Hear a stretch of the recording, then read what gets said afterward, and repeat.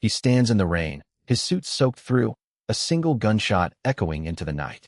The woman he loves, his wife of 7 years, lies bleeding in his arms, her eyes wide with betrayal. He doesn't remember her name. He doesn't remember their wedding. He doesn't remember the last 7 years of his life. But as the sirens wail in the distance, a single memory flashes, the day he kidnapped her. But to understand how he got here, we go back. 3 days earlier, a man wakes up in a sterile white room.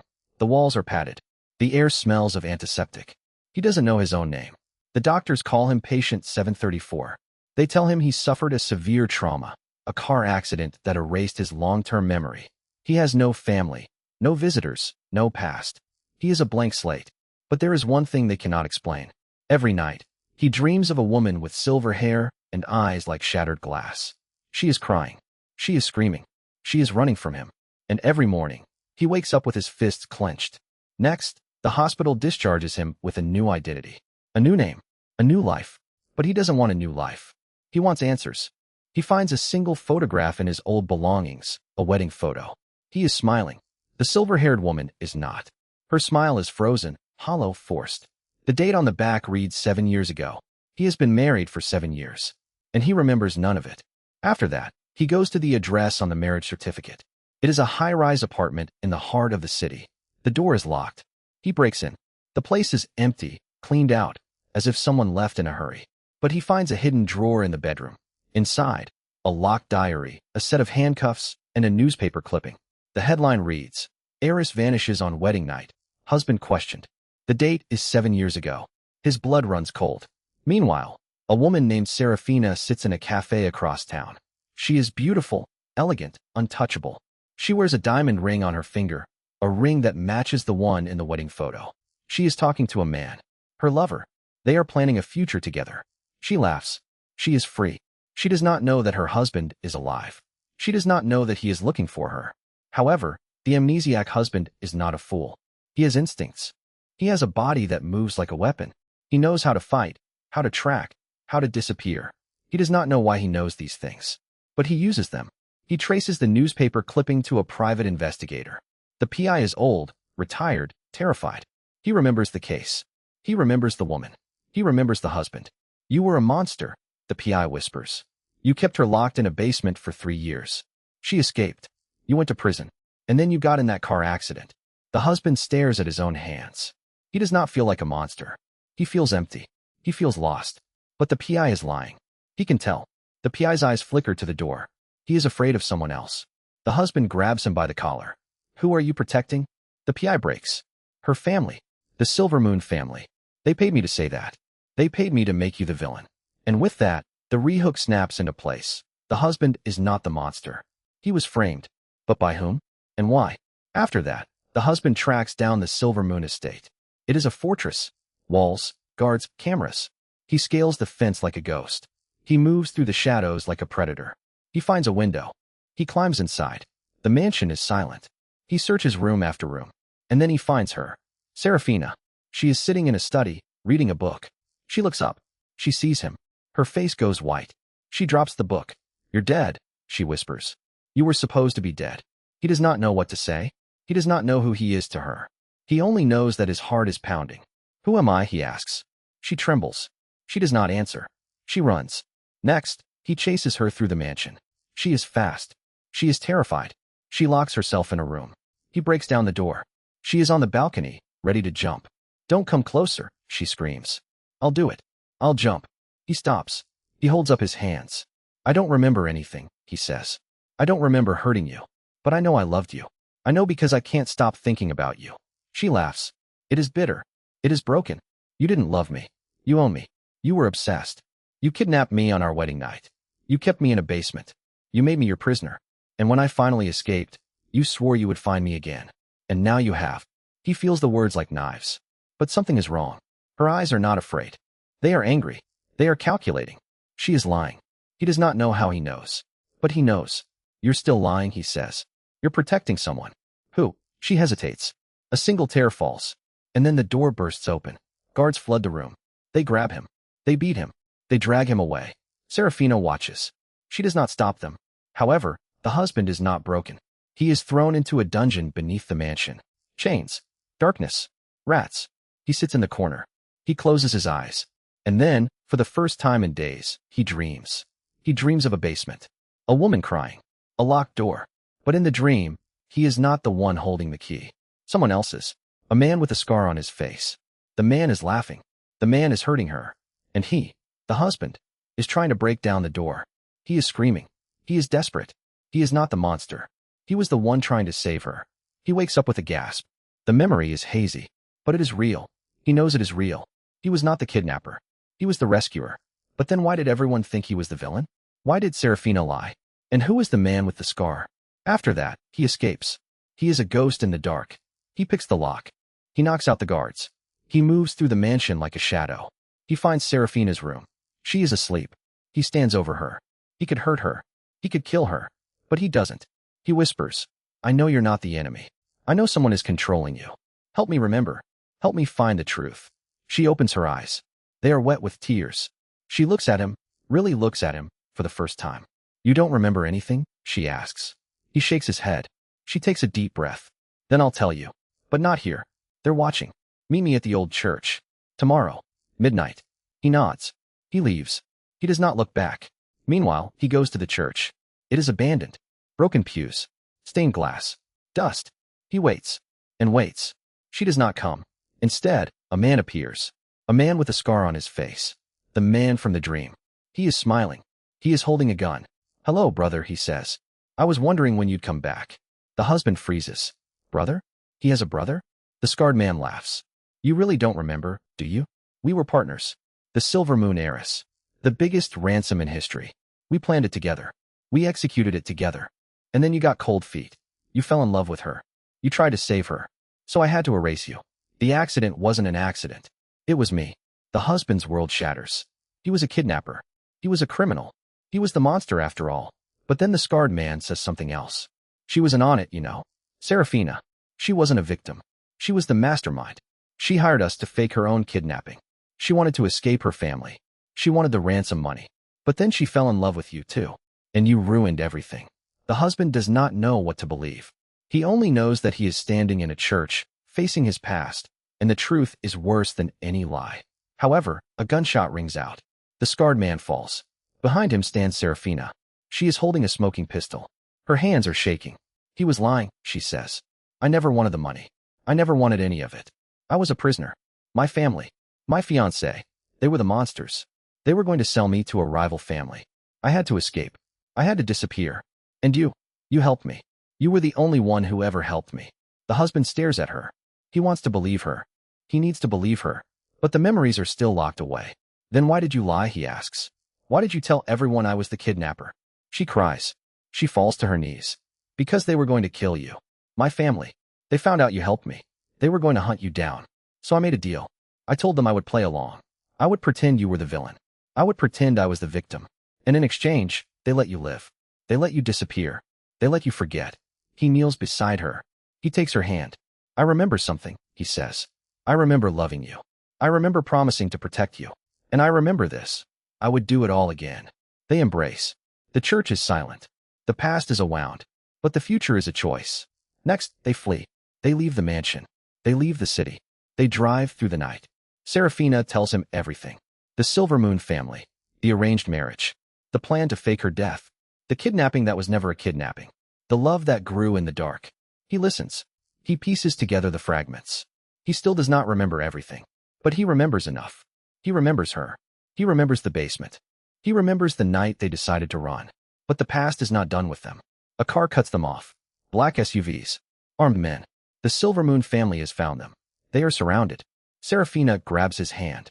I'm sorry, she whispers. I should have let you go. He looks at her. He smiles. I don't want to go. I want to stay. I want to fight. I want to remember. And I want to save you. Again. He steps out of the car. He faces the armed men. He does not have a weapon. He does not have a plan. But he has something else. He has a memory. A memory of a fight. A memory of a basement. A memory of a man with a scar. He knows how to move. He knows how to strike. He knows how to win. The first man lunges. The husband sidesteps. He grabs the man's arm. He twists. The gun falls. He kicks. The man crumples. The second man fires. The husband ducks. He rolls. He throws a knife he did not know he had. It hits the man's shoulder. The third man hesitates. The husband uses the moment. He charges. He punches. He fights like a man possessed. Like a man who has done this before. Like a man who was trained to kill. And then, in the middle of the chaos, he remembers. He remembers the military. He remembers the Black Ops. He remembers the mission. He remembers the day he was sent to kidnap Serafina. But he was not supposed to save her. He was supposed to deliver her. He was supposed to hand her over to her family. But he saw her eyes. He saw her tears. And he chose to betray his own people. He stops fighting. The memory hits him like a truck. He falls to his knees. The armed men surround him. They point their guns. Serafina screams. But he does not hear her. He hears another voice. A voice from the past. A voice that says, "You are a soldier. You follow orders. You do not think. You do not feel. You do not love." He looks up. He sees the man in charge. The man is tall. The man is cold. The man is familiar. It is his commander. The man who gave him the order. The man who sent him to kidnap Serafina. The man who is now standing in front of him, smiling. "Welcome back, soldier," the commander says. "I was wondering when you'd remember." The husband's world collapses. He was not a kidnapper. He was not a rescuer. He was a weapon, a tool, a pawn. And the game is not over. The commander raises his gun. He points it at Serafina. "You failed your mission," he says. "Now I have to clean up your mess." The husband stands. He steps in front of her. He spreads his arms. "If you want to kill her, you have to kill me first." The commander laughs. "That can be arranged." He fires. The bullet hits the husband's chest. He falls. Serafina catches him. She is crying. She is screaming. He looks up at her. He smiles. He remembers everything. He remembers the first time he saw her. He remembers the first time he held her. He remembers the first time he kissed her. He remembers the day they got married. He remembers the day he kidnapped her. He remembers the day she escaped. He remembers the day he lost his memory. And he remembers the day he promised to find her again. He reaches up. He touches her face. "I found you," he whispers. And then his hand falls. Serafina holds him. She screams. She curses. She prays. But he does not move. He is still. He is silent. He is gone. But the commander is not done. He grabs her. He drags her away. She fights. She bites. She scratches. But she is too weak. She is too broken. She is thrown into a van. The door slams shut. The van drives away. And in the church, in the dust, in the blood, the husband's eyes open. He is not dead. The bullet missed his heart by an inch. He gasps. He sits up. He looks around. She is gone. They took her. He clenches his fists. He stands. He is weak. He is bleeding. But he is alive. And he is angry. He looks at the empty road. He looks at the setting sun. He looks at the blood on his hands. And he makes a promise. "I will find you again," he says. "And this time, I will never let you go." He limps into the darkness. He is alone. He is hunted. He is broken. But he is not defeated. And as the night falls, a single thought echoes in his mind. The man with the scar is dead. The commander is alive. Serafina is taken. And the truth is still buried. But he will dig it up. He will tear down the Silver Moon family. He will burn the military. He will destroy everyone who stood between them. Because he is not just a soldier. He is not just a husband. He is not just a kidnapper. He is the monster they created. And he is coming for them all. But to understand how he will survive, how he will rescue her, and how he will reclaim his past for good, you have to see the next chapter. The hunt is just beginning. The war is far from over. And the man with no memory is about to become the most dangerous man alive. Subscribe now to follow this story. Hit the bell icon so you don't miss the next part. Because this is not a love story. This is a reckoning. The steel door of the underground bunker slams shut behind him, the echo bouncing off concrete walls like a war drum. He stands in the dim light, his hands still stained with the scar's blood, his eyes hollow but burning. The commander's voice crackles over a hidden speaker. Asterisk, "You think you've won? She's already gone. You'll never find her." Asterisk, but he doesn't flinch. He doesn't speak. He simply pulls a folded map from his jacket. A map the scar had hidden in his own flesh, tattooed beneath a layer of scar tissue. And on that map, a single red dot pulses. Serafina's location. The tracker he planted in her locket 7 years ago. The one no one knew existed. But to understand how he found that map, how he knew the scar would lead him here, and how he plans to tear down the Silver Moon family from the inside, we go back. The moment the scar died, the bunker's lights flickered. A secondary system hums to life, a backup generator hidden beneath a false floor. He kneels, prying up a panel with his bare fingers, ignoring the splinters of metal cutting into his skin. Inside, a black safe. No combination. No keyhole. Just a single fingerprint scanner. He presses the scar's severed thumb against the glass. The lock clicks open. Inside, not gold. Not weapons. Files. Thousands of files. Names, dates, transactions. The Silvermoon family's entire criminal empire, digitized and cataloged. But one folder glows red. Labeled, Project Resurrection. He opens it. His own face stares back at him. A photograph from 10 years ago, before the marriage, before the memory loss. Below it, a single line of text, *subject 7. Memory wipe successful. Emotional anchor required. Target acquired. Serafina Silvermoon, *. His breath catches. They didn't just erase his past. They weaponized his love. Next, he hears footsteps above. Heavy boots. Military. The commander's men, sweeping the bunker's perimeter. He shoves the files into a waterproof bag, slings it over his shoulder, and moves. Not toward the exit. Deeper. Into the belly of the beast. The bunker connects to an old sewer system, one that predates the city itself. He wades through ankle-deep water, the stench of rot and rust filling his lungs. But he doesn't slow. Every second, Serafina is farther away. Every second, the Silvermoon family tightens its grip. He reaches a rusted ladder, climbs, pushes open a manhole cover. Cold night air hits his face. He's in an alley behind the Silvermoon estate. The mansion looms ahead, all Gothic spires and black iron gates. But he doesn't go through the front. He knows a secret. A passage his younger self carved out, brick by brick, during the first year of their marriage. A tunnel from the wine cellar to the outside world. He used to sneak her out for midnight walks. Now, he uses it to sneak in. Inside, the mansion is silent. Too silent. The servants have been dismissed. The guards are nowhere to be seen.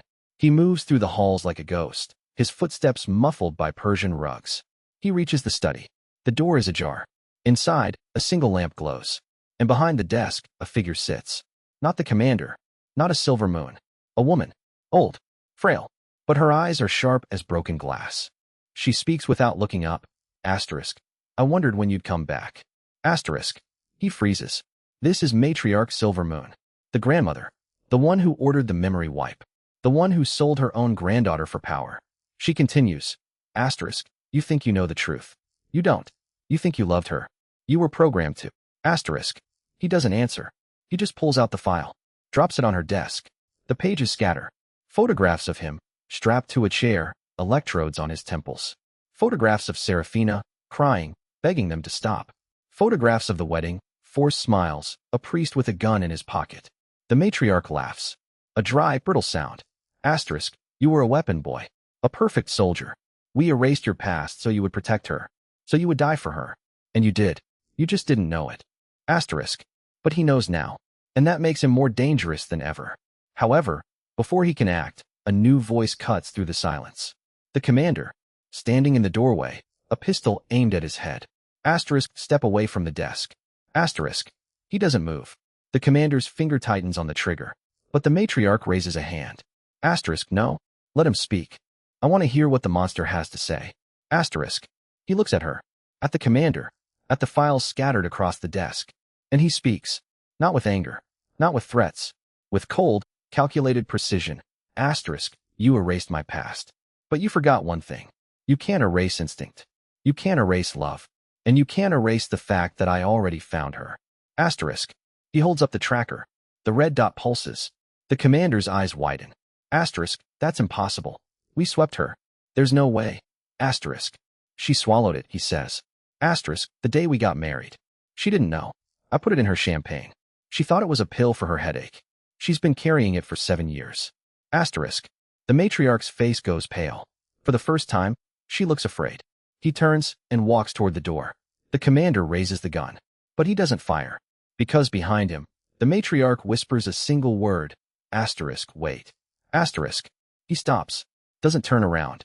If you find her, she says, you will destroy everything. The family. The military. The city. You will burn it all. Yes, he says. I will. And he walks out. The night air hits him again. He follows the tracker signal. It leads him away from the estate, through the city, past the slums, toward the industrial district. An abandoned factory. The doors are chained. He breaks them open with a crowbar he finds in a dumpster. Inside, darkness. Machinery rusted and still. But at the center, a single light bulb hangs from a wire. And beneath it, a chair. Empty. But the tracker pulses directly beneath the concrete floor. He drops to his knees, scraping at the ground with his bare hands. His nails tear. His fingers bleed. But he doesn't stop. He digs until he hits a metal hatch. He pries it open. A ladder descends into blackness. He climbs down. The air grows cold. Damp. He reaches the bottom. A narrow corridor, lined with doors. Each one numbered. He follows the tracker to door number 7. He pushes it open. And there she is. Serafina, chained to a wall, her wrists raw, her face bruised. But alive. Her eyes meet his. And for a moment, neither of them speaks. Then she whispers, Asterisk, you came back. Asterisk. He crosses the room, kneels in front of her, and begins working on the chains. Asterisk, I never left. Asterisk. But as the first chain falls, a siren blares. Red lights flash. A voice echoes through the corridor. Asterisk, intruder detected. Lockdown initiated. All exits sealed. Asterisk. He doesn't stop. He works faster. The second chain falls. The third. She collapses into his arms. But the walls begin to close in. The ceiling lowers. The floor tilts. The room is a trap. A kill box. He looks at her. She looks at him. And he smiles. Asterisk, I've been in worse. Asterisk. He pulls a grenade from his jacket. Not to throw. To use as a breaching charge. He places it against the wall, shoves her behind a metal pillar, and pulls the pin. The explosion rocks the factory. Debris rains down. Smoke fills the air. When it clears, there's a hole in the wall. The outside. Freedom. He grabs her hand. They run. But behind them, the commander's voice crackles over a loudspeaker. Asterisk, you can run. But you can't hide. The entire city is watching. Every camera. Every drone. Every soldier. You are ghosts in a machine that wants you dead. Asterisk. They reach the street. A black van screeches to a halt in front of them. The door slides open. A man inside, masked, gestures frantically. Asterisk, get in. Asterisk. He doesn't hesitate. He shoves Serafina inside, climbs in after her, and slams the door. The van tears through the streets, weaving between abandoned cars and barricades. The masked man pulls off his hood. It's a face from the files. A former Silver Moon soldier. One who defected. One who knows the truth. They're moving her mother tonight, the man says. Asterisk, to the same facility where they wiped you. If they get her there, she's gone. Forever. Asterisk. He looks at Serafina. Her eyes are wide. Scared. But determined. Then we move tonight, he says. The van swerves. Gunfire erupts from behind. Military vehicles, closing in. The driver floors it. Bullets ping off the armor plating. He pulls Serafina close. Asterisk, I'm not losing you again. Asterisk. She grips his hand. Asterisk, you never did. Asterisk. The van crashes through a barrier, plunging into a tunnel. Darkness swallows them. The gunfire fades. But the chase is far from over. And as the tunnel opens onto a highway leading out of the city, he sees them. Drones. A dozen of them. Hovering in the distance. Waiting. He doesn't look away. He doesn't blink. He just reaches into his bag, pulls out a laptop, and begins typing. The files. The data. The names. He's about to burn the Silver Moon family to the ground. Not with fire. With truth. But the drones are getting closer. The commander's voice returns, now through the van's radio. Asterisk. You have 1 hour. After that, I send the kill order. Not for you. For her mother. For everyone you've ever loved. Surrender now, and I let them live. Asterisk. He stops typing. Looks at Serafina. She shakes her head. He turns back to the laptop. And hits enter. The data uploads. To every news station. Every government server. Every social media platform. The Silver Moon family's crimes, laid bare for the world to see. But the drones don't stop. And the commander's voice returns, now laced with fury. Asterisk, you just signed her death warrant. Asterisk. The van speeds on. The drones close in. And the man with no memory, the monster they created, the husband who never stopped fighting, holds Serafina tighter. Because this is not the end. This is the beginning of the reckoning. And the hunt is just getting started. Subscribe now to follow this story. Hit the bell icon so you don't miss the next part. Because the truth is out. The war is far from over. And the man who lost everything is about to take it all back. The world watches in stunned silence as the Silver Moon Empire crumbles in real time. Every screen, every phone, every television flickers with the same damning evidence. Tax fraud, human trafficking, illegal experimentation. The The assassination of political rivals. The man with no memory has just detonated a bomb that will reshape the world. But the drones still hum overhead, and the commander's voice crackles through the van's speakers, sharp and venomous. Asterisk, you've just painted a target on her back. Asterisk. The man glances down at Serafina. Her eyes are closed, her breathing shallow. She's alive, but barely. The bullet wound in her shoulder has stopped bleeding, but the pallor of her skin tells him time is running out. He presses a kiss to her forehead, then turns back to the road. The driver swerves hard. A drone's missile slams into the asphalt behind them, sending a shockwave that rattles the van's frame. The man grips the seat, his mind racing. He didn't just expose the Silver Moons. He declared war. And now every asset, every operative, every killer in their employ is converging on this single vehicle. Next, the driver shouts something in Korean. The man catches the gist. Asterisk, they're blocking the bridge ahead. Asterisk, he looks through the windshield. Sure enough, a convoy of black SUVs has formed a barricade across the Han River Bridge. Flashing lights. Armed men in tactical gear. This isn't a police operation. This is a private army. The man's jaw tightens. He reaches into his jacket and pulls out a small device. A detonator, salvaged from the Silver Moon estate. He presses the first button. A mile behind them, the Silver Moon headquarters erupts in flames. The explosion lights up the night sky, a beacon of destruction that every news camera captures. The commander's voice returns, now desperate. Asterisk, what have you done? Asterisk. The man doesn't answer. He presses the second button. A secondary explosion rips through the Silver Moon data center, erasing the backups, the fail-safes, the contingency plans. There is no undoing what he has just done. The family's power is not just exposed, it is dismantled. However, the barricade remains. The driver slams the brakes, skidding to a halt 50 meters from the blockade. The man looks at Serafina, then at the enemy ahead. He knows what they want. They want him dead. They want her back. They want the evidence destroyed. But he has already won the information war. Now he must survive the physical one. He opens the van door. The driver protests, but the man ignores him. He steps out into the open, hands raised. The armed men train their rifles on him. The commander's voice comes through a loudspeaker. Asterisk, on your knees. Asterisk. The man doesn't kneel. Instead, he speaks, his voice calm, measured. Asterisk, you're all being recorded. Every word, every action. If you shoot me, the world will see it. If you take her, the world will see that too. The Silver Moons are finished. But you don't have to be. Asterisk. A tense silence. The armed men glance at each other. They are mercenaries, not ideologues. They follow orders, but they also follow money. And right now, the money is evaporating. After that, one of the SUV's doors opens. A man steps out. He is older, silver-haired, with cold eyes that have ordered 1,000 deaths. The Silver Moon patriarch. Alive. Present. The man with no memory feels a surge of recognition, not of the face, but of the hatred. This is the man who ordered Serafina's abduction 7 years ago. This is the man who erased his memory. This is the monster behind the throne. The patriarch walks forward, unarmed, his hands clasped behind his back. He stops 10 feet away. His voice is silk wrapped around steel. Asterisk, you think you've won. But you've only delayed the inevitable. Serafina belongs to us. She always has. Asterisk. The man with no memory shakes his head. Asterisk, she belongs to no one. Least of all you. Asterisk.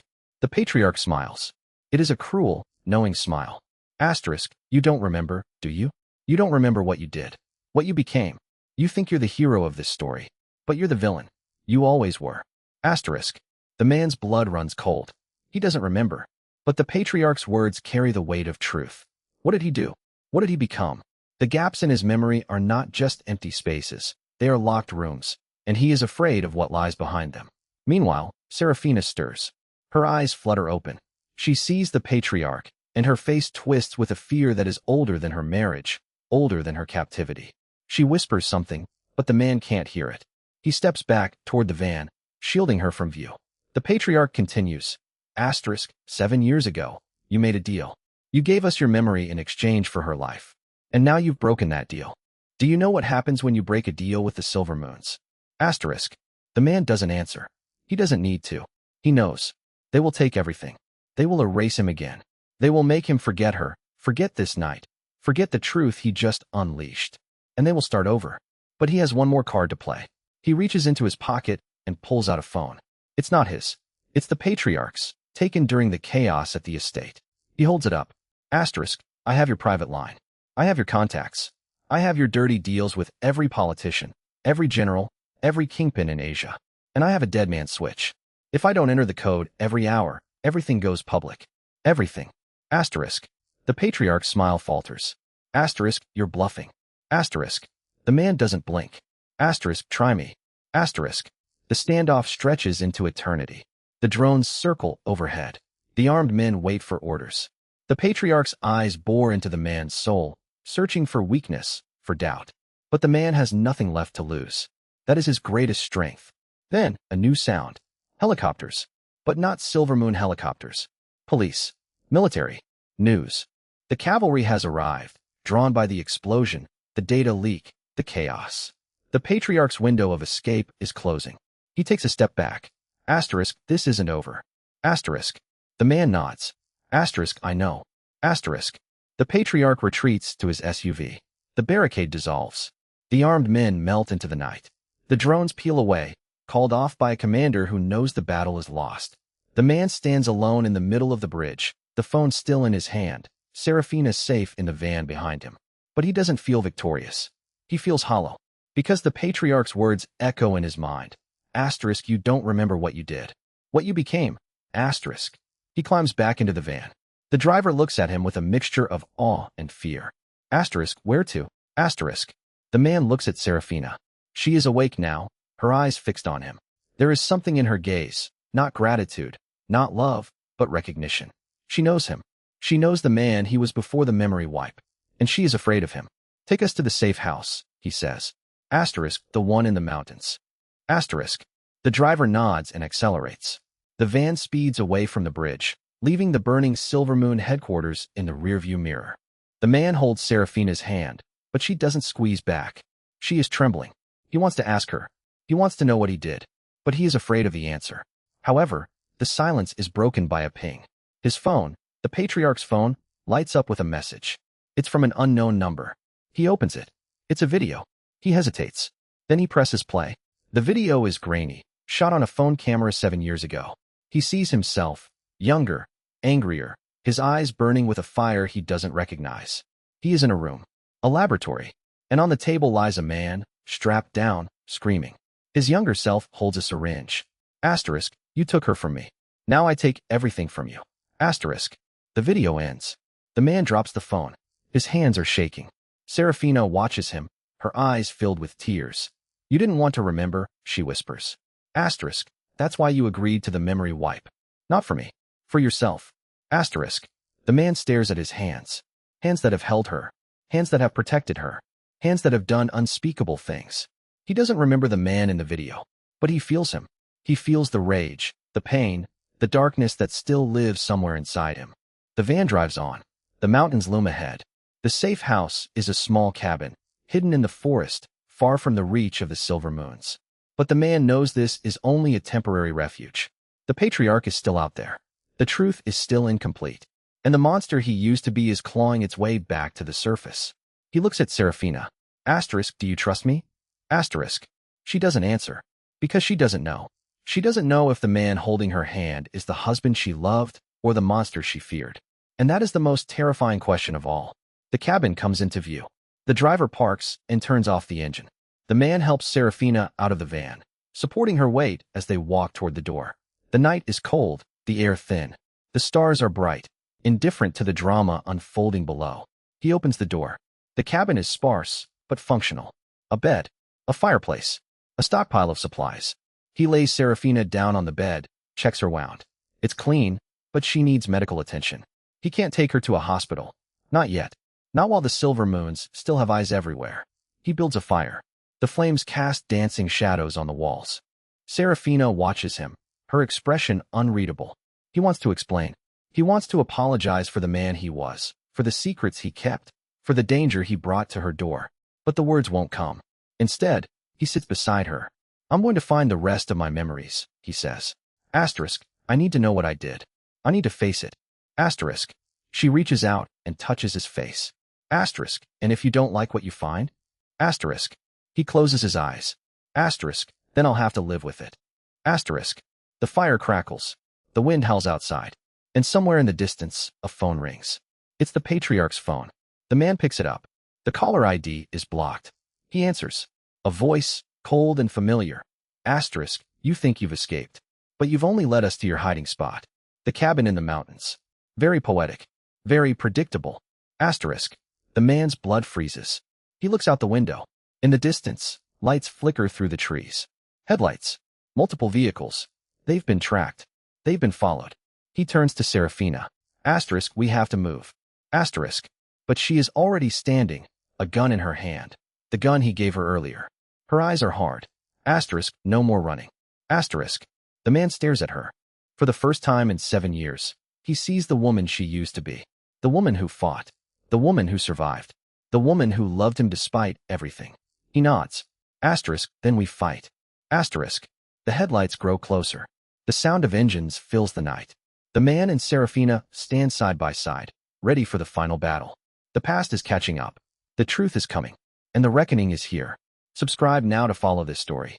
Hit the bell icon so you don't miss the next part. Because the hunt is not over. The truth is not complete. And the man with no memory is about to reclaim the darkest part of himself. The black sedan flips through the air, a twisted metal comet against the moonless sky. Serafina's bullet has found its mark, the driver's temple. The vehicle crashes onto its roof, glass exploding like shattered stars. The man watches, his breath steady, his mind clear. For the first time in 7 years, he is not running. He is hunting. But to understand how they reached this moment, we go back. The man's name is not important. What matters is what he lost. 7 years ago, he woke up in a hospital bed with no memory. A stranger told him he was married. A woman named Serafina sat beside him, her eyes full of tears and lies. She told him he was a victim. She told him he was safe. She told him he loved her. He believed her. For 7 years, he lived in a quiet house with a quiet wife. He worked a quiet job. He paid quiet bills. He dreamed quiet dreams. But something always nagged at him. A shadow at the edge of his vision. A name he could not remember. A face he could not place. He tried to ignore it.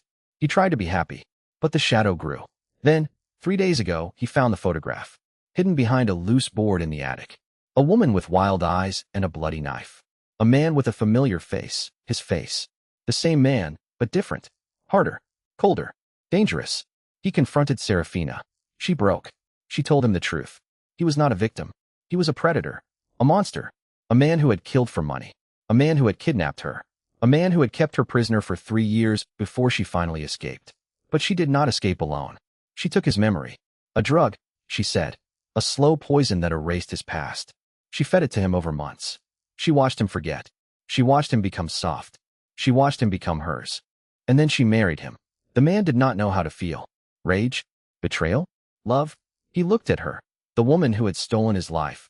The woman who had given him a new one. And he felt nothing but confusion. Why, he asked. Because I loved you, she said. And I hated you. And I couldn't let you go. You should have killed her. You should have walked away. Instead, he took her hand. Then we find the rest of my memory, he said. Together. After that, they began to dig. They found old contacts. Old enemies. Old allies. They learned that his past was not just a blank slate. It was a fortress. A criminal empire he had built before he lost everything. And that empire had not crumbled. It had been waiting. Waiting for him to return. But someone else was waiting too. A man named Victor. His former second-in-command. The one who had taken over when Serafina erased him. The one who had been hunting them ever since they started asking questions. Victor wanted the man dead. Not because he hated him. Because he feared him. He knows what you are, Serafina said. He knows what you can do. He won't stop until you're gone. Then we make him stop, the man replied. Meanwhile, Victor's men closed in. They found the safe house. They found the car. They found the trail. And now, they are here. The black sedan is still burning. The man and Serafina stand in the middle of the road, surrounded by smoke and silence. But the silence does not last. A second pair of headlights appears. Then a third. Then a fourth. Victor has sent his entire army. The man counts 12 vehicles. At least 40 men. All armed. All trained. All ready to kill. He looks at Serafina. She is calm. Her gun is steady. Her eyes are clear. I have a plan, she says. Tell me. We split up. You go left. I go right. We meet at the old warehouse. If I don't make it, you will. She smiles. It is the first real smile he has seen in 7 years. I know. They move. The man runs into the darkness. His body remembers things his mind does not. He ducks behind a tree. He rolls under a truck. He fires 2 shots. 2 men fall. He does not think. He does not hesitate. He acts. It is like waking from a dream. He reaches the warehouse. The door is open. Inside, the lights are off. He hears footsteps. He hears breathing. He hears a voice. Welcome home. It is Victor. He stands in the center of the room, a gun in his hand, a smile on his face. Behind him, Serafina is tied to a chair. Her face is bruised. Her lip is bleeding, but her eyes are defiant. You should have stayed dead, Victor says. I don't die easily, the man replies. Neither do I. They circle each other. 2 predators. 2 ghosts. The man remembers this feeling. The thrill of the hunt. The cold calculation of violence. He was good at this. He was the best. Do you want to know what you did? Victor asks. Do you want to know why she erased you? The man does not answer. You were a monster, Victor says. You killed hundreds. You destroyed families. You made the world a worse place. And she saved you. She gave you a second chance. And now you want to throw it away? I want the truth. The truth is you are a killer. That is all you ever were. That is all you will ever be. The man looks at Serafina. She shakes her head. She is trying to tell him something. He does not understand. She is not your wife, Victor says. She is your prisoner. She always was. The only difference is now she has a gun. The man freezes. He looks at Serafina. She looks away. What is he talking about? He is lying, she whispers. Am I? Victor laughs. Tell him the truth, Serafina. Tell him why you really erased his memory. Tell him what you did before you met him. She is silent. She was an assassin, Victor says. Your rival. Your enemy. She was sent to kill you. But she fell in love. And when she could not kill you, she decided to break you instead. The man feels the ground shift beneath him. He looks at Serafina. She is crying now. Is it true? Yes, she says. But it is not the whole truth. Then tell me. I loved you, she says. I still love you. But I was afraid. Afraid of what you would do if you remembered. Afraid of what I had done. So I took your memory. I made you forget. I made you safe. You made me weak. I made you human. He does not know what to believe. He does not know who to trust. He looks at Victor. He looks at Serafina. He looks at the gun in his hand. And then he hears it. A sound from outside. Engines. More engines. Dozens of them. Victor smiles. I brought backup. The warehouse doors burst open. Men flood inside. The man raises his gun. Serafina breaks free from her chair. She grabs a weapon from a fallen guard. She stands beside him. We have to move, she says. But he does not move. He looks at her. He looks at the army in front of him. He looks at the man who stole his empire. No more running, he says. He fires.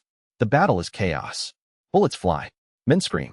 The man moves like a ghost, like a demon, like the monster he used to be. He does not think. He does not feel. He only acts. Serafina fights beside him. She is fast. She is deadly.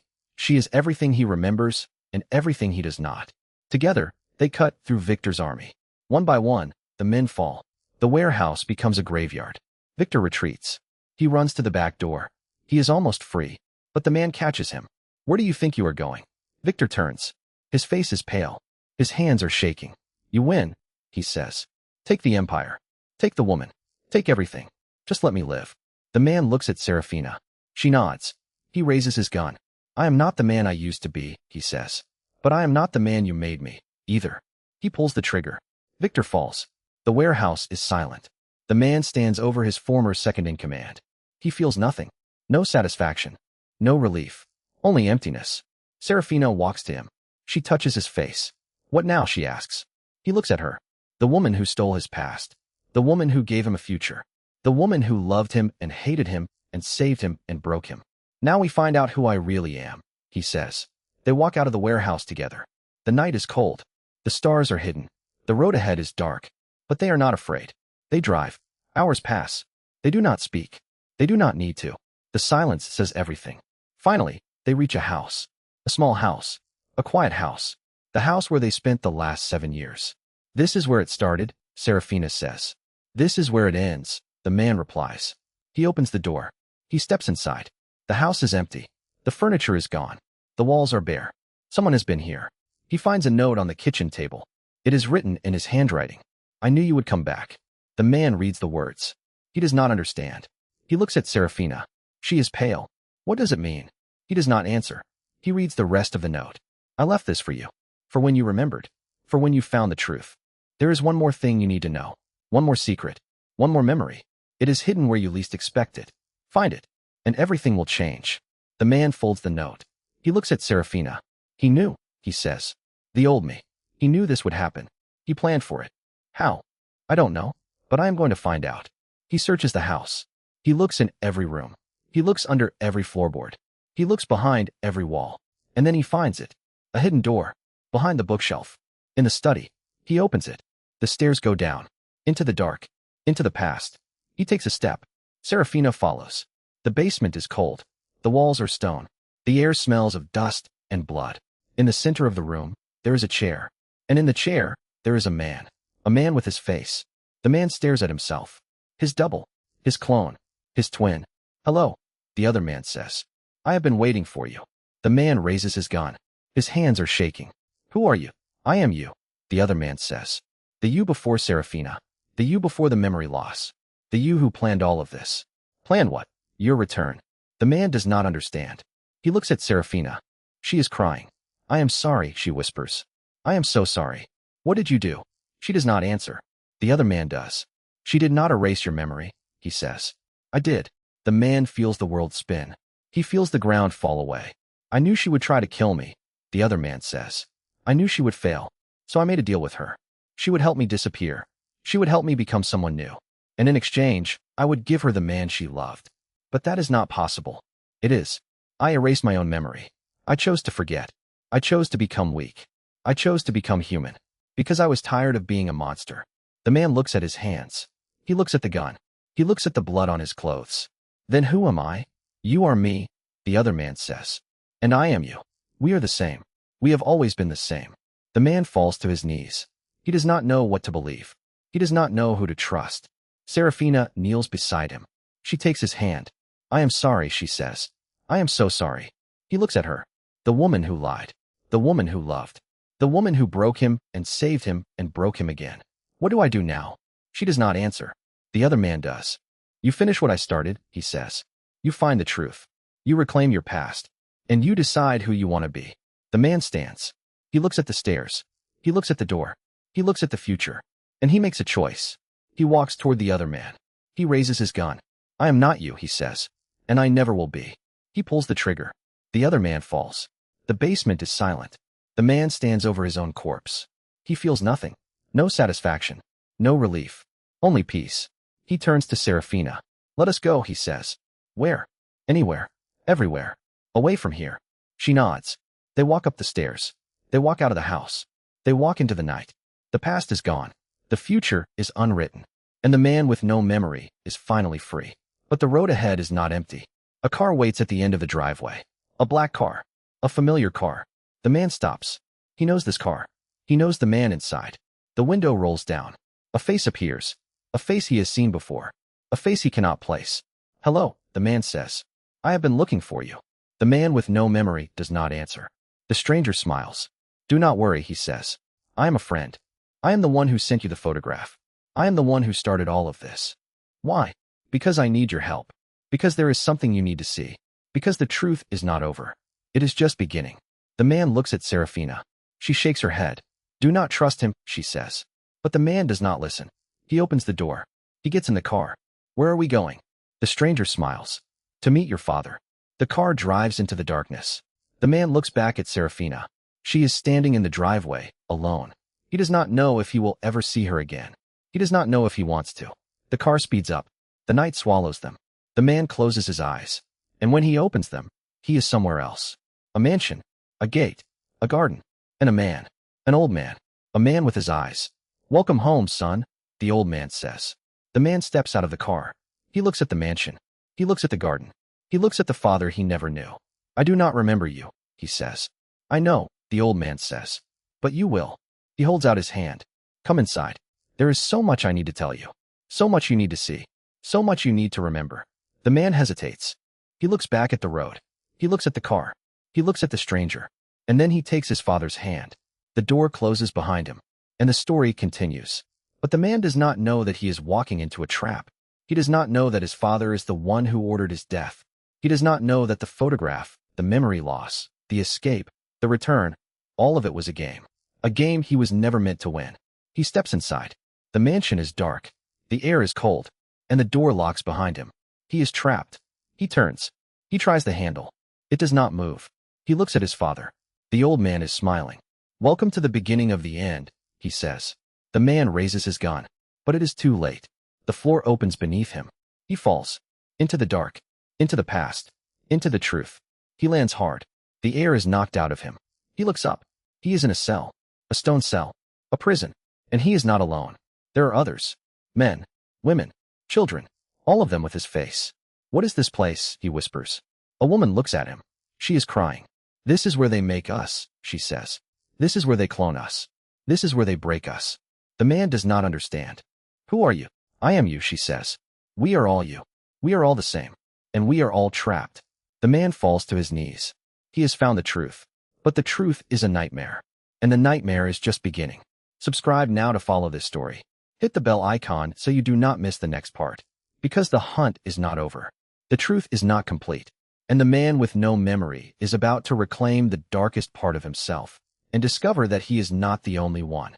The clone, the one who wears his face and weeps with his voice, reaches out a trembling hand. "You should not have come here. He will know." The man flinches. "Who?" But before she can answer, the lights in the prison cell flicker. A low hum vibrates through the concrete floor. The other clones, dozens of them, all identical, all hollow-eyed, press themselves against the walls. They know that sound. A door slides open at the far end of the chamber, and a figure steps through.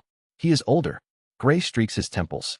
His face is weathered, scarred, cruel. But the man recognizes that jawline, those eyes, that scar above the brow. It is him, 20 years older. "Welcome home," the older man says. His voice is sandpaper and rust. "I was wondering when you would find your way back." The man's fists clench. "Who are you?" The older man smiles. It does not reach his eyes. "I am what you will become. If you survive." The clone woman grabs the man's arm. Do not listen to him. He is the original. The first. He has been here for decades. He built this place. He made us. The man's mind reels. The original. That means this older version of himself, this monster, is the one who created the cloning facility. The one who kidnapped his wife. The one who erased his memory. "Why?" the man whispers. The original tilts his head. "Because I wanted to live forever. And I needed subjects to test. You are the latest. The most successful. You almost escaped. You almost remembered. But you came back. They always come back." The man's blood runs cold. He remembers the crash. The hospital. The 7 years of marriage that felt like a dream. None of it was real. It was all a simulation. A test. A cage. "Where is my wife?" the man growls. The original laughs. It is a hollow, broken sound. "Your wife? You mean the woman I programmed to love you? The woman I inserted into your fake life to see if you would bond? She is not real. None of it was real." The man's heart stops. But then he remembers. The way she looked at him. The way she held him when he had nightmares. The way she whispered his name in the dark. That was not programming. That was real. He knows it. "You are lying," the man says. The original shrugs. "Am I? Then why did she leave you? Why did she vanish the moment you started asking questions?" The man has no answer. The clones watch in silence. They have heard this argument before. They have all had this conversation. And they have all broken. But the man does not break. Instead, he steps forward. "If she is not real, then why do I still feel her? Why does my chest ache when I say her name?" The original's smile falters. "Because you are a fool," the original hisses. "Because you are weak. Because you let emotion cloud your judgment. That is why you failed. That is why I erased you." The man shakes his head. "No. You erased me because I was winning. You erased me because I was about to find the truth. You erased me because you were afraid." The original's face twists with rage. "You know nothing," he snarls. The man stands his ground. "Then show me. Show me everything." The original stares at him for a long moment. Then he laughs again. This time, it is genuine. "Very well," he says. "Follow me. I will show you exactly what you are." The original turns and walks back through the door. The clones part like water. The man hesitates. The clone woman grabs his arm again. "Do not go," she whispers. "He will break you. He breaks all of us." The man looks at her. At this woman who wears his face. At all these broken copies of himself. "Then why are you still here?" he asks. She looks down. "Because we have nowhere else to go. Because he made us dependent on him. Because we do not know who we are without him." The man gently removes her hand. "Then I will find a way to free you." He follows the original. The corridor beyond the prison cell is white. Sterile. Clinical. Rows of doors line both sides. Each door has a number. Each number corresponds to a clone. The original walks ahead, hands clasped behind his back, like a tour guide showing off a museum. This facility has been operational for 37 years, the original says. I started it after my first wife died. I could not accept her death, so I tried to bring her back. I failed, but I learned. I perfected the process. The man's stomach turns. You cloned her. I tried. Hundreds of times. They all came out wrong. They looked like her, but they were empty. Hollow. Soulless. The original stops in front of a door marked 001. So I stopped trying to recreate her. Instead, I recreated myself. I cloned myself over and over. And I erased their memories. I gave them new lives. Fake lives. And I watched them. I studied them. I learned what makes a person who they are. The original opens the door. Inside is a room. A living room. Cozy. Warm. A fireplace crackles. A woman sits on a couch, reading a book. She looks up. She smiles. It is her. The man's wife. The man's breath catches. Hello, darling, the woman says. Her voice is exactly as he remembers. Soft. Gentle. Loving. The man steps forward. How is this possible? The original smirks. She is a clone. A perfect replica of the original. I made her for you. To test you. To see if you would fall in love. And you did. Just like I knew you would. The man's hands shake. But she was real. She loved me. The woman on the couch looks at him with sad eyes. I did love you. I still do. But I am not real. I am a copy. A shadow. I know that now. The man's world shatters. He falls to his knees. The clone woman, his wife, stands and walks to him. She kneels in front of him. She cups his face. But that does not mean what we had was fake, she says. The love was real. The memories were real. Even if I was made in a lab, the feelings were mine. And they were yours. The man looks into her eyes. He wants to believe her. He needs to believe her. But the original laughs. Pathetic, he says. You are still clinging to a lie. She is a puppet. I programmed her to say that. I programmed her to love you. It is all a simulation. The man's jaw tightens. Then why did she leave me? If you programmed her, why did she disappear? The original's smirk vanishes. For the first time, he hesitates. That was a malfunction, he says slowly. A glitch in her programming. She was supposed to stay with you until the end of the experiment. But she developed something I did not anticipate. What? The man demands. The original's eyes narrow. Free will. The man's heart pounds. The clone woman, his wife, stands up. She looks at the original with defiance. I left because I realized what I was, she says. I left because I wanted to find the truth. I left because I wanted to be free. The original's face darkens. And look where that got you. You are back here. Just like all the others. The woman shakes her head. I am not back here. I never left. The man frowns. What do you mean? She turns to him. Her eyes are wet. I am not the same woman you married. I am the original. The real one. The one he took from you 7 years ago. The man's world stops. What? The original's face goes pale. How do you know that? The woman, the real wife, smiles. It is a sad, broken smile. Because I remembered. Just like he did. I remembered everything. The kidnapping. The cloning. The experiments. I remembered it all. The man stands up. He grabs her shoulders. You are real? You are actually real. She nods. I am real. And I have been waiting for you to find me. The original screams. It is a raw, animal sound. Impossible. I erased your memories. I rewrote your mind. You should not remember anything. The wife turns to him. You made one mistake. You cloned me so many times that my original consciousness, my soul, started bleeding through.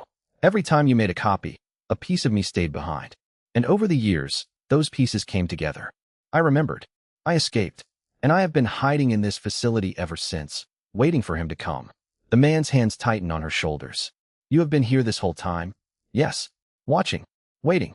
Planning. She looks at the original. You think you are the only one who can play games? You think you are the only one who can manipulate? I have been gathering the clones. I have been teaching them. I have been preparing them for war. The original laughs. It is hollow. Desperate. You think a handful of defective clones can defeat me? I have an army. I have weapons. I have control over every system in this facility. The wife smiles. Then why did the lights just go out? The corridor plunges into darkness. The original curses. He fumbles for a flashlight. But before he can turn it on, the clones emerge from the shadows. Dozens of them. Hundreds. All with the man's face. All with the wife's face. They surround the original. You see. The wife says, you are outnumbered. The original snarls. This changes nothing. I will kill every single one of you. I will start over. I will make more. The man steps forward. No, you will not. He punches the original in the face. The original staggers. Blood drips from his lip. He laughs again. You think you can beat me? I am you. I know every move you will make. I know every thought you will have. You cannot defeat yourself. The man shakes his head. You are not me. You are a monster wearing my face. And I am going to end this. The original wipes the blood from his lip. His eyes gleam in the dark. Then let us end it. The two men, the same man, separated by decades of pain and madness, circle each other. The clones watch in silence. The wife holds her breath. The man strikes first, but the original is faster. He blocks the punch and delivers a kick to the man's chest. The man crashes into the wall. The original is on him in an instant, hands around his throat. You are weak, the original hisses. You always were. That is why I erased you. That is why I will always win. The man gasps for air. His vision blurs. He sees the wife in the corner of his eye. She is crying. She is reaching for him. And then he remembers. He remembers the first time he met her. The first time he kissed her. The first time he held her. He remembers the fake life. The fake marriage. The fake love. But it was not fake. It was real. All of it. Because he made it real. He grabs the original's wrists. He pushes back. You are wrong, he rasps. I am not weak. I am the one who survived. I am the one who found the truth. I am the one who came back. The original's grip loosens. The man headbutts him. The original stumbles back. The man gets to his feet. His chest heaves. His fists are bloody. And I am the one who is going to take everything from you, the man says. The original laughs one last time. You cannot take what I have already lost, he says. Look around you. This facility. These clones. This life. It is all a prison. And I am the warden. But I am also the prisoner. I have been trapped here for 37 years. I have been alone for 37 years. You think you are punishing me? You are freeing me. The man hesitates. The original smiles. It is a sad, broken smile. Kill me, he whispers. Please, kill me. The man looks at the wife. She nods. He turns back to the original. And then the lights come back on. And the original is gone. The man spins around. The corridor is empty. The clones are gone. The wife is gone. He is alone. No, he whispers. No, no, no. He runs down the corridor. He opens doors. Each room is empty. The prison cell is empty. The living room is empty. The facility is a ghost. He collapses against the wall. Where did they go? He shouts. Where did everyone go? A voice echoes through the speakers. They are where they have always been, the original says. Inside your mind. You never left the simulation. You never woke up. You are still in the tank. You are still dreaming. The man screams. He punches the wall. His knuckles split. Blood runs down his hand. This is not real, he chants. This is not real. This is not real. But the pain is real. The blood is real. The loneliness is real. And the nightmare is just beginning. The man slides to the floor. He stares at the ceiling. He has no idea what is real anymore. He has no idea who he is. He has no idea if his wife ever existed. But then he hears it. A whisper. I am here. He looks up. The wife is standing at the end of the corridor. She is bleeding. She is bruised. But she is smiling. I am real, she says. And I am not going anywhere. The man gets to his feet. He walks toward her. But the corridor stretches. It grows longer. The wife grows farther away. Do not stop, she says. Keep walking. Keep fighting. Keep remembering. The man runs. But the corridor never ends. And the wife's voice grows fainter. I love you, she whispers. I love you. I love you. I love you. And then she is gone. The man falls to his knees. He is alone. But he is not broken. He gets up. He keeps walking. He keeps fighting. He keeps remembering. Because he knows the truth now. The truth is not a nightmare. The truth is a choice. And he chooses to believe. Subscribe now to follow this story. Hit the bell icon so you do not miss the next part. Because the hunt is not over. The truth is not complete. And the man with no memory is about to reclaim the darkest part of himself and discover that he is not the only one. The man rises from his knees. The corridor dissolves around him, not into darkness, but into a blinding white light. He shields his eyes. When the glare fades, he stands in a sterile hospital room. The year is 7 years ago. He recognizes the bed, the machines, the woman lying motionless, connected to tubes and wires. It is his wife, but she is younger, pale, unconscious. A doctor steps forward. She lost the baby, the doctor says. We did everything we could. The man's chest tightens. He remembers this day now. He remembers the rage, the helplessness, the way he blamed himself. But the memory shifts. The room changes. Now he stands in a dimly lit apartment. His wife sits at the table, staring at a positive pregnancy test. Her eyes are hollow. She does not look at him. "I can't do this again," she whispers. The man reaches for her hand. She pulls away. Next, the scene warps again. He is in a car, driving through rain. His wife is in the passenger seat. She is crying. "You don't remember the first time we met," she says. "You don't remember the promises you made. You don't remember anything." The man grips the steering wheel. He wants to argue, but he knows she is right. The accident 7 years ago stole his past. But now, piece by piece, he is stealing it back. The car stops. They are at a cliff's edge. The ocean roars below. His wife gets out. She walks to the railing. "I used to love the sound of the waves," she says. "Now it sounds like screaming." The man follows her. He stands close enough to touch her. But he does not. "Tell me about the first time we met," he says. She turns. Her eyes are wet. "You were saving someone else," she says. "You were always saving someone else." After that, the memory fractures. He sees flashes, a burning building, a child in his arms, a woman's grateful tears. His wife stands in the background, watching, always watching. He was a firefighter before the accident, a hero, but the accident took more than his memory. It took his purpose. He became a ghost in his own life. His wife became his caretaker, and slowly, love turned into obligation. He sees her now, 7 years ago, sitting by his hospital bed. She holds his hand. "Wake up," she whispers. "Please wake up." He does wake up, but he does not remember her, and she never forgives him for that. The man blinks. The memory fades. He is back in the white corridor. But now, there is a door. A single, black door at the end of the hall. He walks toward it. Each step echoes. The door opens before he touches it. He steps through. He is in a forest. Night. Cold. The moon hangs low and silver. He hears footsteps behind him. He turns. A figure emerges from the shadows. It is a man. Tall. Broad-shouldered. A scar runs down his left cheek. The man recognizes him. This is his partner from the fire department. His best friend. The one who pulled him from the wreckage 7 years ago. "You shouldn't be here," the partner says. "This is not a memory you want to revisit." The man does not back down. "I need to know everything," he says. The partner sighs. "Then follow me." They walk through the forest. The trees grow thicker. The air grows colder. The partner speaks without looking back. "You were not the same after the accident. You became angry, distant. You pushed her away." The man clenches his fists. "I know." "No," the partner says. You don't know what you did." Meanwhile, the forest opens into a clearing. A house stands in the center. Old. Abandoned. The man's chest tightens. He knows this house. This is where they lived before the accident. This is where he proposed. Where they planned their future. But now, the windows are shattered. The door hangs off its hinges. The partner stops at the threshold. "She tried to leave you," he says. "Twice. Both times, you brought her back." The man's blood runs cold. "I don't remember." "Because you chose not to," the partner says. "You locked those memories away. But they are still here." The man steps inside. The house is empty, but the walls are covered in photographs. Hundreds of them. All of his wife. Sleeping.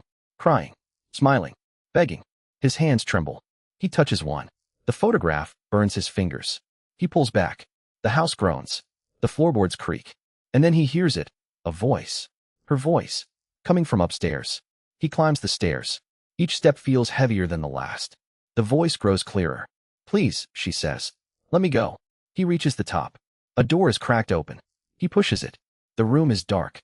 A single bed sits in the corner. His wife is tied to it. Ropes around her wrists and ankles. Her eyes are wide with fear. But she is not looking at him. She is looking at someone else. The man turns. He sees himself. 7 years ago. Standing in the doorway. His eyes are empty. His hands are stained. "You are mine," the past version of him says. "You will always be mine." The wife shakes her head. "This is not love," she says. "This is possession." The past version of him smiles. It is not a kind smile. "I don't care what you call it," he says. "You are not leaving." The man watches in horror. He wants to stop it, but he cannot move. He is a ghost in his own memory. The past version of him walks to the bed. He sits beside her. He strokes her hair. She flinches. "I will make you remember," he says. "I will make you remember why you stayed." The wife closes her eyes. Tears stream down her cheeks. "I don't love you anymore," she whispers. The past version of him stops. His hand freezes. His face twists. And then he laughs. "That is not your choice to make," he says. The memory shatters. The room collapses. The man is thrown backward. He lands in the white corridor again. But this time, he is not alone. His wife stands in front of him. Not the memory. The real her. She is older. Tired. But her eyes are fierce. You saw it, she says. Now you know. The man struggles to his feet. I did that, he says. I hurt you. She nods. You did. He waits for her to leave. To disappear. To abandon him like he abandoned her. But she does not. She steps closer. But that is not who you are now, she says. You changed. You forgot. And in forgetting, you became someone else. The man shakes his head. How can you forgive me? She looks at him. For a long time, she says nothing. Then she speaks. I haven't, she says. Not yet. But I am still here. The man feels something break inside him. Not in pain. In release. He falls to his knees. She kneels with him. She takes his face in her hands. You are not the man who tied me to that bed, she says. You are the man who walked through fire to save strangers. You are the man who built a home. You are the man I fell in love with. The man's voice cracks. I don't know how to be him again. She smiles. It is the first time he has seen her smile in years. Then let me help you remember. But the corridor does not let them rest. The walls flicker. The lights dim. A new door appears. This one is red. Pulses like a heartbeat. His wife stands. She holds out her hand. One more memory, she says. The darkest one. The man takes her hand. They walk together. The door opens. They step through. And they are standing in the wreckage of a car. Metal twisted. Glass shattered. Smoke rises. The man is pinned inside. His wife is outside, screaming. She is trying to pull him out. But she is not strong enough. Stay with me, she shouts. Please, stay with me. The man's eyes flutter. He is bleeding. He is dying. And then he sees it. A figure standing behind his wife. A man in a dark coat. Watching. Waiting. The man tries to speak. To warn her. But no sound comes out. The figure steps forward. Reaches out. And touches his wife's shoulder. She turns. Her face goes pale. No, she whispers. Not you. The figure smiles. And the memory goes black. The man gasps. He is back in the corridor. His wife is beside him. But she is shaking. Her face is white. Who was that, he asks. She does not answer. Who was that, he repeats. She looks at him. Her eyes are filled with something he has never seen before. Fear. That was the man who caused your accident, she says. And he is still out there. The man's heart pounds. Why? She takes a breath. Because you were not the only one who lost something that night. He lost everything. And he blames you. The corridor shakes. The walls crack. A voice echoes from the darkness. Deep. Familiar. You remember too much now, the voice says. That is a problem. The man steps in front of his wife. He faces the darkness. Show yourself, he says. The voice laughs. I will. Soon. But first, you need to understand something. The lights go out. Complete darkness. The man feels his wife's hand slip from his. No, he shouts. Stay with me. But she is gone. He is alone again. But this time, he is not lost. He is angry. He is ready. He walks forward. The darkness parts. A new corridor appears. This one is lined with mirrors. Each one shows a different version of him. The hero. The monster. The husband. The kidnapper. The man who forgot. The man who remembered. He stops in front of one mirror. It shows him holding his wife. But she is smiling. They are dancing. In a room full of flowers. He touches the glass. It ripples. And then the mirror speaks. You can have this, it says. All you have to do is forget again. The man pulls his hand back. No, he says. I will not forget. Not again. The mirror cracks. The other mirrors crack. One by one they shatter. The glass falls like rain. And when it clears, he sees her. His wife. Standing at the end of the corridor. Unbound. Unafraid. She holds out her hand. Come find me, she says. And then she is gone. The man runs. He does not stop. He does not look back. He runs through the corridor. Through the darkness. Through the echoes of his past. He runs until he sees light. He bursts through. And he is standing in their home. The home they built together. The home he forgot. It is dusty. Abandoned. But it is real. He walks through the rooms. He touches the furniture. The photographs on the walls. The books on the shelves. He finds a letter on the kitchen table. It is addressed to him. He opens it. Her handwriting. If you are reading this, you remembered. And if you remembered, you came back. I am waiting for you. In the place where it all began. The cliff. The ocean. The screaming waves. Come alone. Come now. And bring the truth. The man folds the letter. He walks out the door. The sun is setting. The sky is red. He gets in his car. He drives. He does not know what he will find. But he knows one thing. He will not stop. He will not forget. And he will not lose her again. Subscribe now to follow this story. Hit the bell icon so you do not miss the next part. Because the cliff is waiting. The truth is waiting. And the man with no memory is about to face the one who took everything from him and discover that his wife has been hiding a secret darker than his own.